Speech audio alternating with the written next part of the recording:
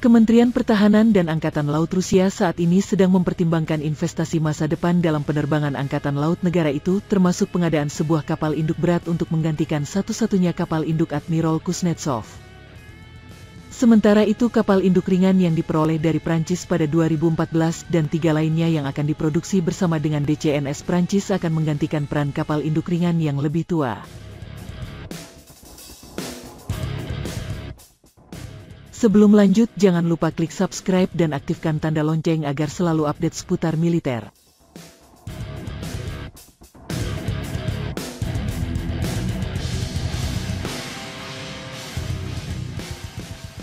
Dua dari 4 kapal perang ringan pertama dilaporkan akan diletakkan di galangan kapal di Crimea pada tahun 2020.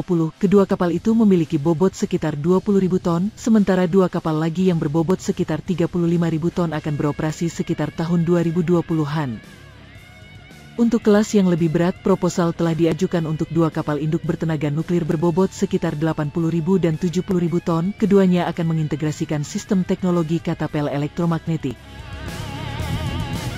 Pesawat tempur yang mampu mendarat vertikal di atas dek yang sedang dikembangkan yaitu jet Soviet Yak-141 untuk beroperasi di kapal-kapal yang lebih ringan, sementara pesawat tempur generasi 5 Su-57 telah diusulkan untuk beroperasi di kapal induk berat. Rusia tampaknya akan menurunkan 5 armada kapal perang yang cukup besar pada akhir tahun 2020, sebuah program yang sangat ambisius dan jelas membutuhkan investasi yang besar, namun tidak semua telah mendukung tindakan semacam itu.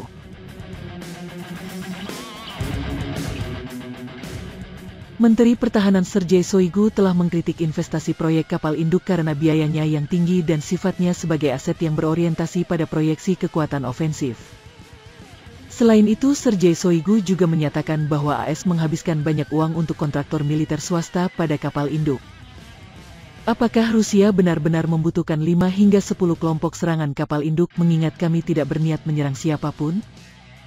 Kita hanya membutuhkan cara yang bisa kita gunakan untuk melawan kelompok serangan kapal induk musuh jika negara kita diserang. Ini jauh lebih murah dan lebih efisien, jelas Shoigu.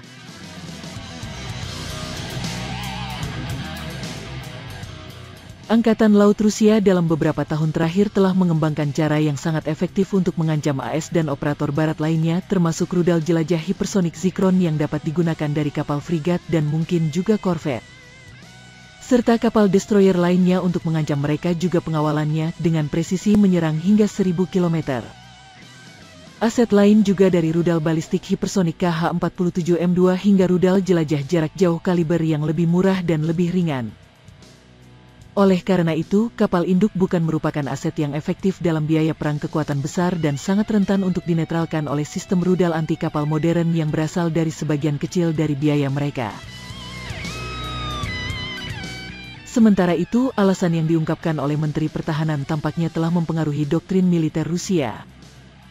Rusia sebelumnya masih melakukan investasi besar dalam program-program kapal induk. Ini karena manfaat dari penempatan kelompok-kelompok serangan kapal induk melampaui potensi penggunaannya dalam perang kekuatan besar untuk menyerang wilayah musuh dalam kekuatan besar. Sebuah peran yang dianggap mereka tidak cocok dengan perkembangan terkini dalam teknologi rudal anti kapal. Namun, nilai mereka dalam peran lain tetap besar, mulai dari mengendalikan jalur pelayaran lautan hingga memberlakukan blokade pengiriman kapal musuh di lokasi strategis yang jauh dari wilayah salah satu negara. Selat Malaka atau Terusan Suez menjadi contoh utama. Memproyeksikan kekuatan ke dunia ketiga juga tetap penting untuk mempertahankan sistem aliansi dan menghindari isolasi dari kunjungan pelabuhan. Karena kapal-kapal AS secara teratur membayar ke negara-negara sekutu untuk penyediaan dukungan pertahanan ketika kapal induk Rusia Laksamana Kuznetsov berusaha melakukan serangan.